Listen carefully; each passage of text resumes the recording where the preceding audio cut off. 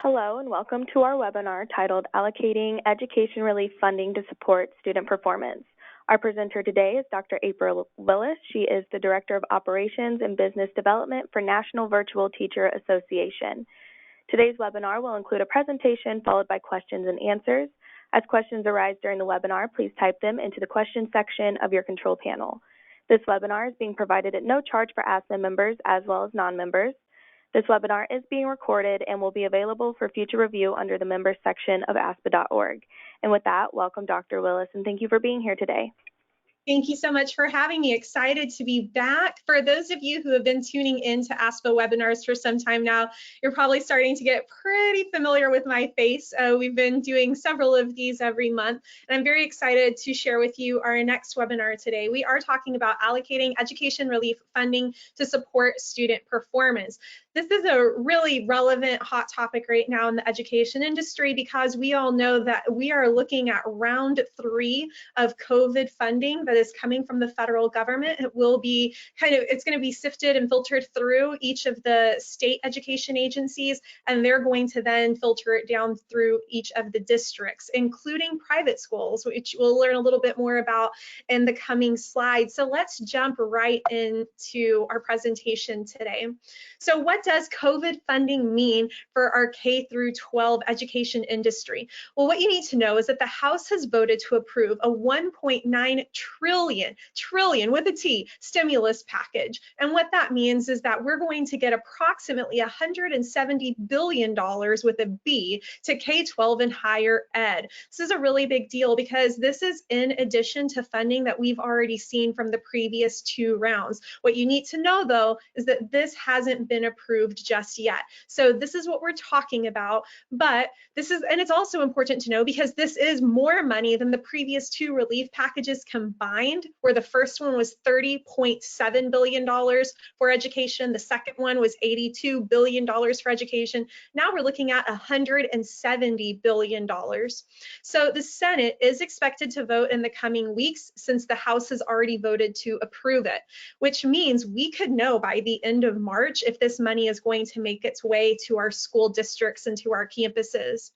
Now, the plan this time is called the American Rescue Plan, which is different than the previous 2. So the first one that we saw in March of 2020, 1 year ago, was the CARES Act. That's the one that everybody was talking about when it first came out. It was the first type of funding stimulus package in response to COVID that was able to help a lot of people. So of course, that included things. It's not just education related, which again, the one we're talking about right now is not just education related either. But just so you have a comprehensive picture of what we're talking about, the CARES Act includes funding for education. It includes funding for small businesses. It includes funding for people who are unemployment. It includes some loan forgiveness funding. It included some grants that people were able to apply for. It also included personal stimulus checks. So anybody who received that direct deposit into their bank account or that check that was mailed to their home just for being an American in the country at this time, you got money for that. So that was what kind of prompted this whole idea of COVID funding, was that initial CARES Act in March of 2020. Well, then we went into the COVID relief package, which was the most recent one that we just saw, December of 2020. Again, hitting on all of those big hot topics that were covered in the first one with unemployment, small businesses, and of course, education. So now we're looking at round 3, and round 3 is the American Rescue Plan. So let's look a little bit deeper into what is involved in that when we talk about education.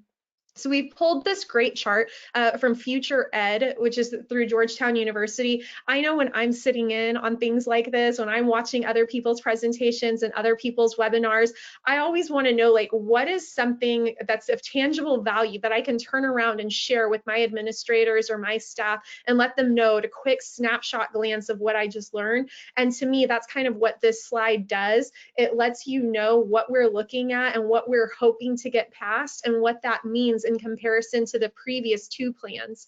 So what we're looking at here is I've got that orange box around the last one that says American Rescue Plan that's been passed by the House in February, and it is going to the Senate this month.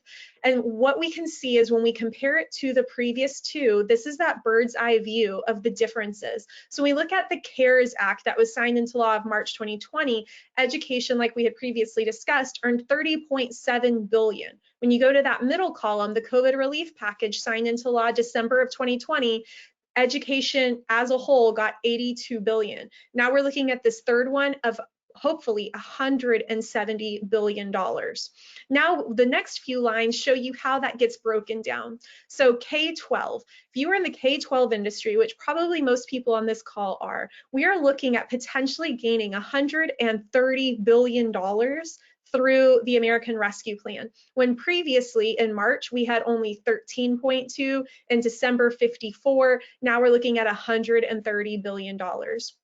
When we look at higher ed went from 14 billion to 22 to potentially 35 billion. And then there's this final category called governors, which went from 3 billion to 4 billion to hopefully 5 billion.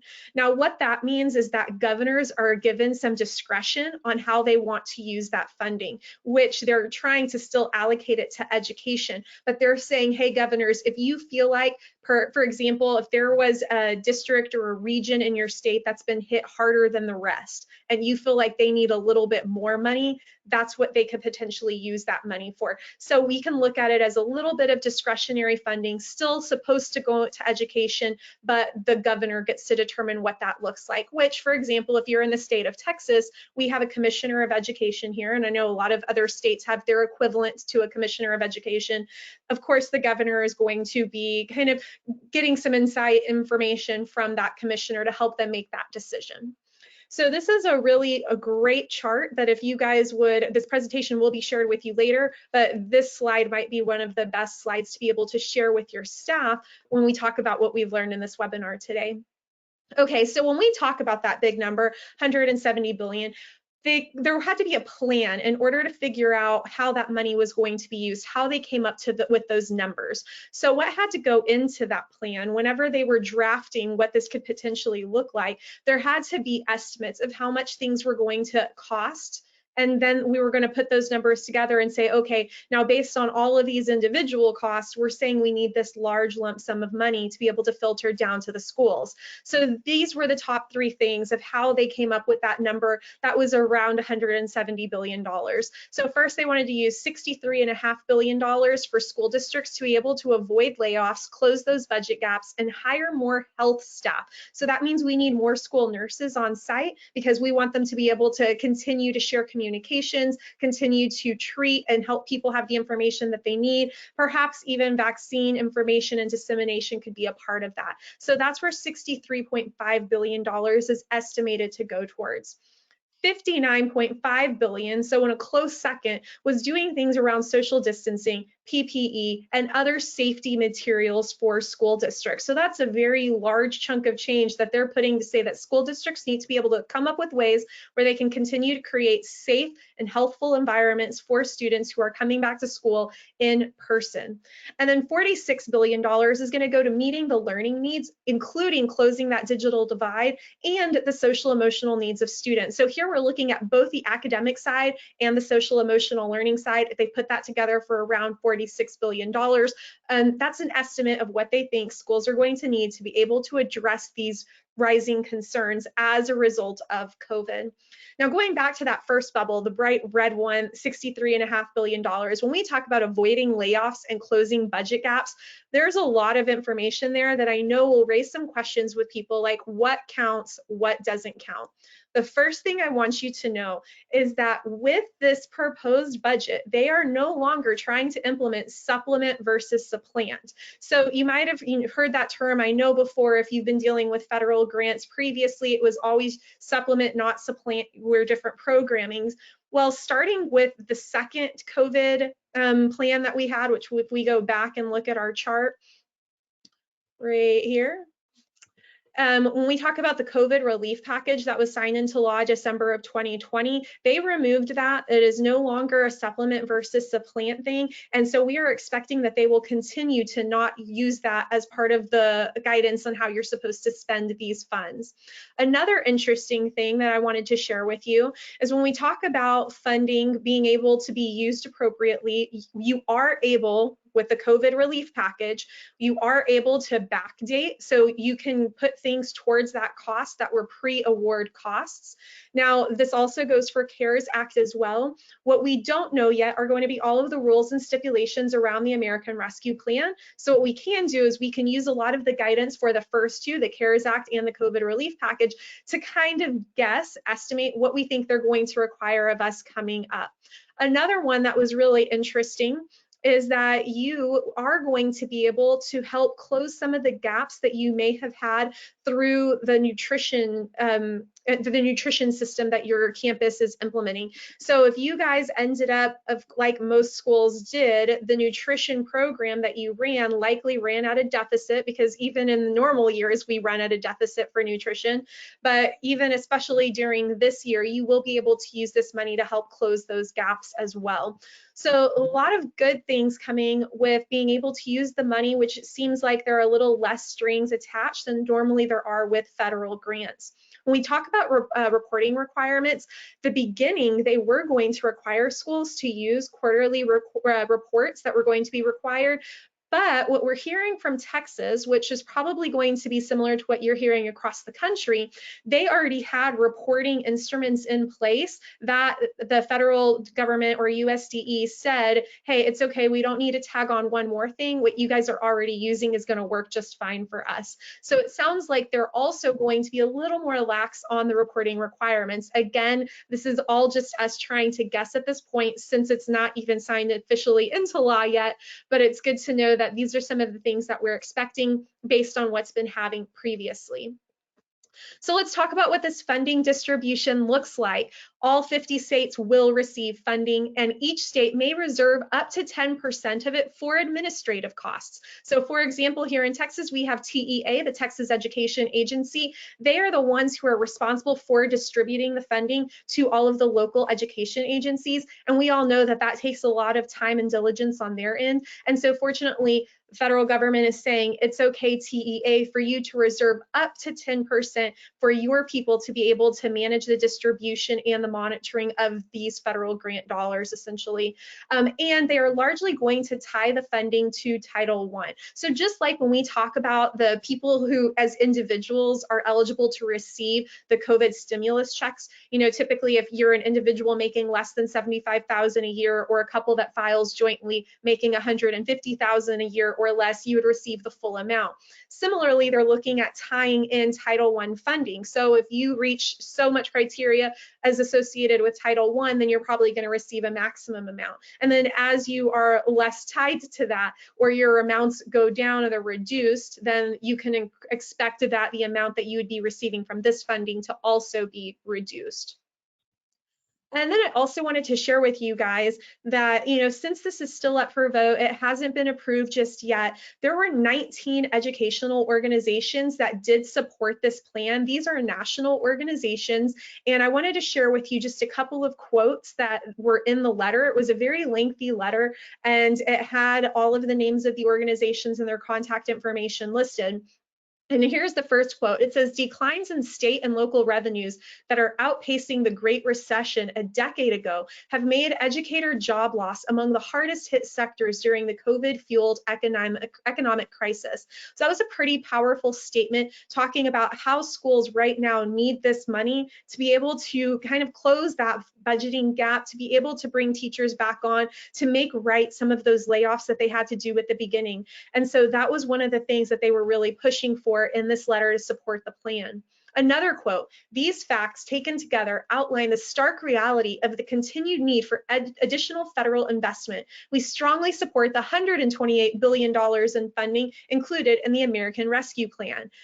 All right, we want to cue you into something here. Notice that they originally put $128 billion in funding because originally that was how much money was being proposed in this third round. However, we've now seen that as updated plans have been shared, we are up to $170 billion in funding. So that's pretty exciting stuff there.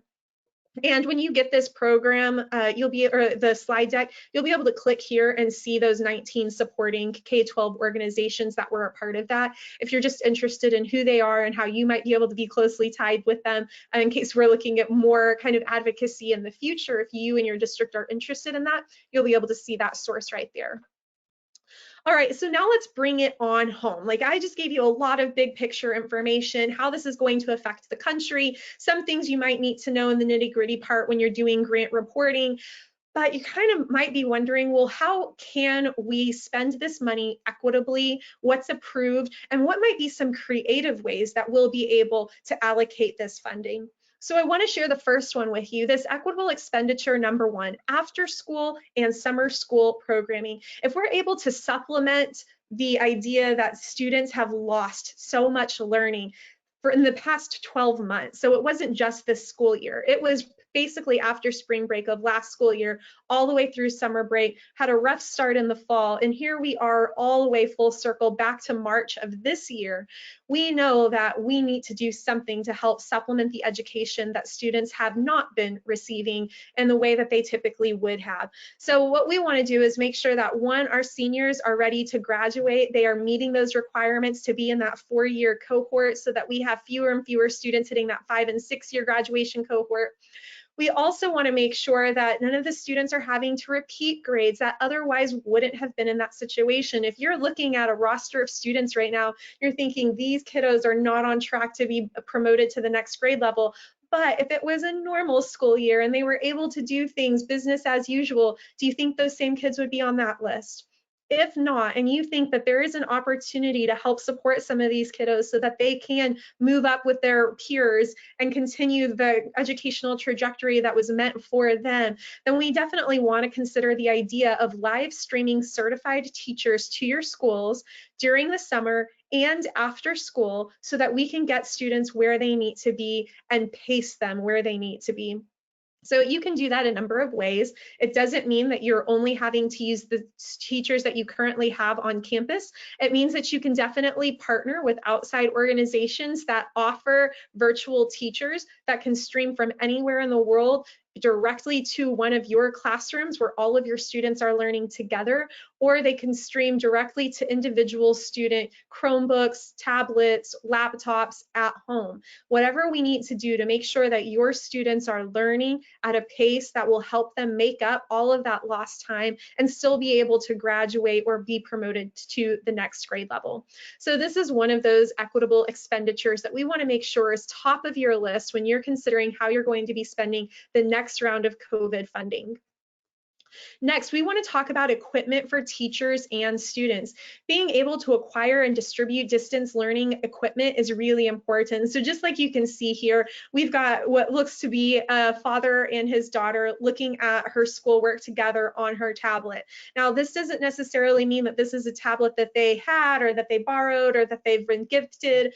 All of those things are options, but we want to make sure that however they get it, your students are equipped with the equipment that they need so that they can continue to pursue their education at a pace that is right for them. And so we've heard lots of different districts doing this in ways that work best for them, from loaner programs to we are going to gift it if you're able to graduate on time, or we are going to give this to you starting at 1 grade level, and by the time you reach the last grade level that campus serves, you're going to trade it in. We've also heard campuses that give it at the beginning of the school year. They do check-ins for inventory at the mid-school year. They also do all of their updates, repairs, anything that needs to happen during winter break, and then they reissue them in January until the end of the spring semester. There are a variety of ways to do this. If your campus or your district is still struggling with what works for them, we know so many districts that are doing it the right way. So please don't hesitate to reach out to me, and I would love to just put you in contact with schools that are doing it the right way. You shouldn't have to reinvent the wheel. People have already got these systems figured out and they're working smooth and seamlessly, and we want to make sure that you're part of that. We also want to talk about internet options and educating the community about their options. So the idea of internet, we've also heard some really creative ways people were addressing the communities that might lack internet access. We don't want students having to share one cell phone with 4 siblings and a parent because that's the only thing with data in the house. We want students to be able to all have a device that belongs to them, that we can hold them accountable for, that they can take ownership of, but that device has to be equipped with data and internet services. So we've heard creative ways, all things that include equipping buses with internets and just parking them in communities. We've also heard schools distributing little mini hotspots to individual students so that they can create their own data service at home. There have been grants that large data providers have been being able to share with individuals, with families, and with schools so that students have access to learning. We definitely want to continue to work on closing that digital divide, just as it was addressed in the original plan for how this funding was supposed to be used. When we talk about educating the community about their options, we know that these things exist. For example, like we know they could come to the school oftentimes and say we need a Wi-Fi hotspot. But if we're not communicating that with them, they might just hear it through their friends or through their neighbors. So there should be plans in place to help get information to parents who otherwise don't have that access. For example, if you are sending out email information on how to get Wi-Fi hotspots, the people who are reading those emails probably are not the people who need it the most. So how are we able to reach the people who need this information the most? We also want to re-engage students who have not been able to participate virtually. So again, we're talking about people through this digital divide, our students who don't have devices, who don't have internet access, and they've been trying to do the best they can with, for example, I've heard situations where school districts were packaging up little books that students could read at home. They were packaging up paper copies of papers and quizzes and tests that students would complete and deliver if there was no in-school option available. All of those ways of thinking creatively and outside of the box are definitely much appreciated. However, we absolutely need to get students cued in digitally, which means that we need to be giving them access to these devices and the internet. And when we talk about equitable expenditure number 2, equipment for our teachers and students, again, this should rise to the top. And I know when we were going through all of that, you're like, hey, you just talked a lot about students. I didn't really hear much about teachers there. And I do want to touch on the idea that teachers, in order to continue to educate students in ways that are very engaging, oftentimes they're going to need access to programs that oftentimes have annual fees, or they're going to need access to different types of devices in which they will be able to do screen shares innovatively or have high quality webcams so that there isn't a lot of glitching and blurring going on. Maybe we need to invest in mics for teachers so that students can hear them clearly. Maybe we need to invest in lighting for teachers so that students can see them clearly. There is a limitless list of things that we would be able to support teachers as they continue to provide best practice virtual instruction for students. And although that means that we're not putting something directly in the hands of students, it is directly supporting student learning. So we want to make sure that that's something that doesn't get overlooked when you're talking about budgeting for the new COVID dollars. All right, so we can go to equitable expenditure number 3, addressing teacher vacancies. We already know that pre-pandemic, there was a shortage of teachers. We also know that through the pandemic, it's getting worse. People are feeling burned out, stressed out. They're having a hard time balancing family life, work life, expectations, and then not only having to school other children virtually, but also homeschool their own children at the same time. There is a lot going on. The dynamics are some that we've never seen before, and we know that this is definitely taking a toll on the education profession as a whole. So what we want you to think through is when you're addressing these teacher vacancies, whether you're filling a vacancy or you're expanding your department, we want you to explore again the idea of virtual educators, because this means that you are no longer bound to just teachers who are within your geographic boundaries. You are no longer bound to teachers who are able to go to the district next door and kind of negotiate a higher salary. You are no longer bound to the teachers who are only certified in certain things that don't meet all of the needs of your students. So when we're talking about career and technology, foreign language, AP classes, which we were talking about all of that in a moment too, these are things that if you are able to employ or utilize the use of a virtual instructor, you can kind of obliterate all of those excuses for why you are not able to meet the needs of your students. A virtual instructor will be able to do all of those things for you because you have basically a pool of candidates that is no longer bound by your zip code,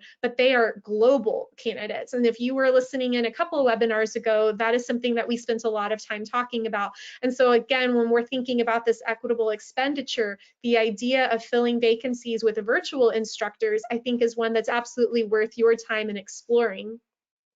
So let's go to the next one. This is kind of where I had just previewed for you. I said we're about to talk about that. Equitable expenditure number 4 is reestablishing your defunded classes. We all know, even before the pandemic, that music and the arts were always on the chopping block year after year.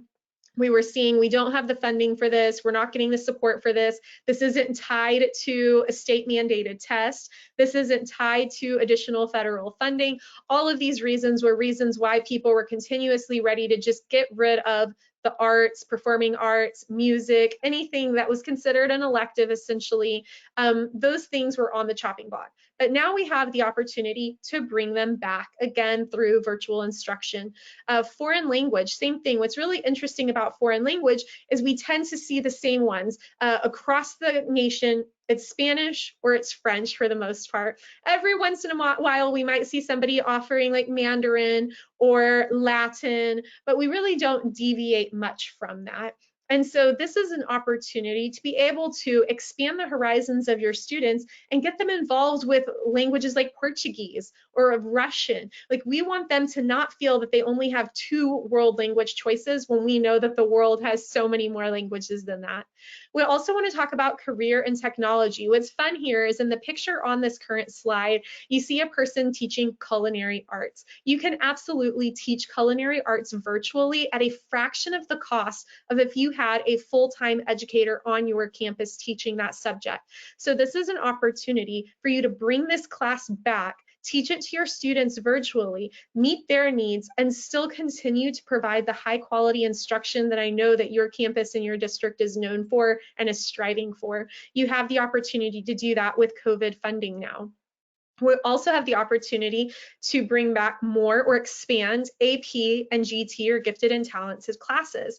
So oftentimes what we see is those classes continue to grow in numbers. And so you have more and more students per one teacher, because it would cost too much to bring in another teacher and to shrink those class sizes down.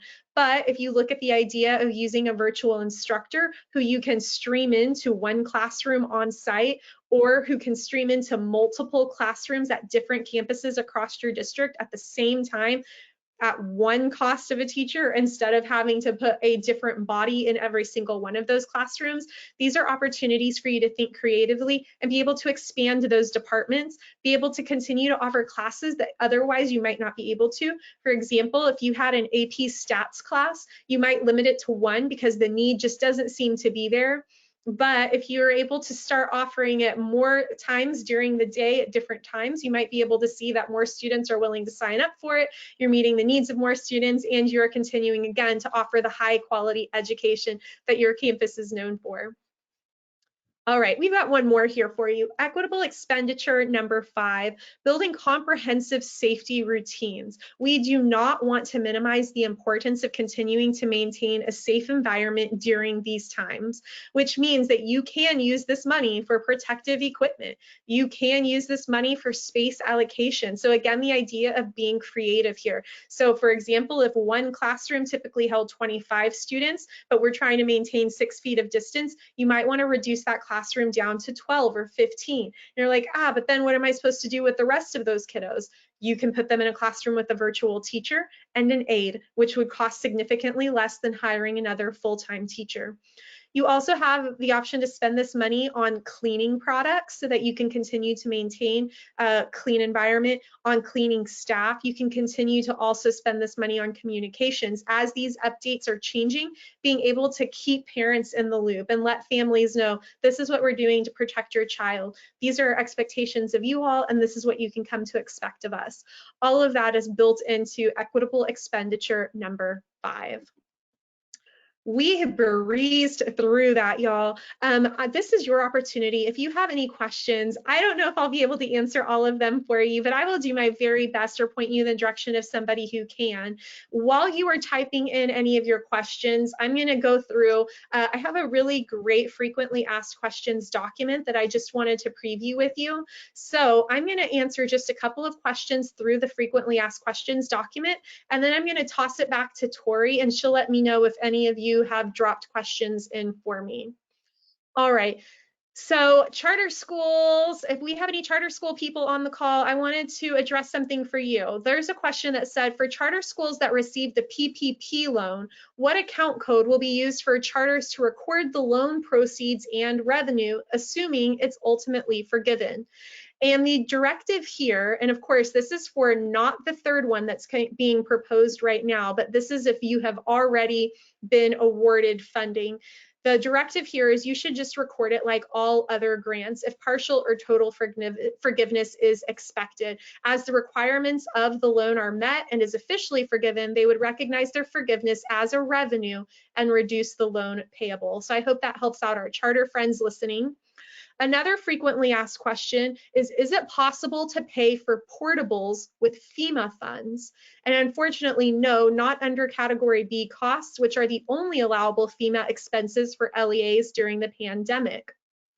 And then I've got another one that I thought was interesting to share with you. While many LEAs used buses to feed or deliver packets to students, though we have many buses still running, what if buses were used to deliver food and instructional packets? And the answer, which is a weirdly worded question, I understand, but here is the answer. While transportation costs related to using buses to deliver meals or instructional packets may be allowable under the grant, it is not eligible mileage to report for reimbursement through the state transportation allotment. Mileage driven for COVID-19 related services can be reported on the transportation operations report, but must not be included in the transportation route services report. So interesting there. That also might be state specific, just so you know, this is coming from the state of Texas. So I would encourage you to double check that if you feel like that you might have heard other guidance around how to code for bus reimbursement. All right, those are the top questions I wanted to share with you. Tori, do we have any other questions coming in from the group today? So far, we do not have any questions. We can give them about a minute if you'd want, or I can just close out the webinar. Sure. I'll give you guys one more moment and I will continue to address a couple of more frequently asked questions to see if maybe I'm continuing to answer your questions before you even write them. Okay, so I did want to, again, kind of emphasize this question. Will COVID-19 expenses back to the start of the school closures be allowed as pre-award costs? And it says, yes, they are allowing pre-award costs back to March 13 of 2020, but your expenses must be allowable expenses. And then one more, again, this is another emphasis of what we had talked about. Is there a supplement, not supplant provision in the funding? And the answer is no. I think that's a really important one because I know we've been drilled with that so much with federal grant funding. And then let's do one more. How about, will this funding come through to LEAs through the normal grant processes? And they said yes, through your standard state grant application with payments being requested through your grant reporting system. So that's how you can expect to see this come through. All right, y'all. Tori, how are we doing? We still do not have any questions on my end. Perfect. Well, it was a pleasure to be here with you guys today. That is my email on the screen, awillis@proxlearn.com. Please feel free to send me any emails with questions, comments, feedback after this presentation. I'd love to connect with you. And I can't wait to see you guys on our next webinar because you will be seeing me again. So until then, I hope you guys have a wonderful rest of your week.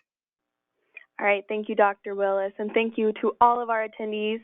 I just want to remind you guys to look out for an email that contains the copy of today's presentation. So that completes our webinar. Thank you, guys.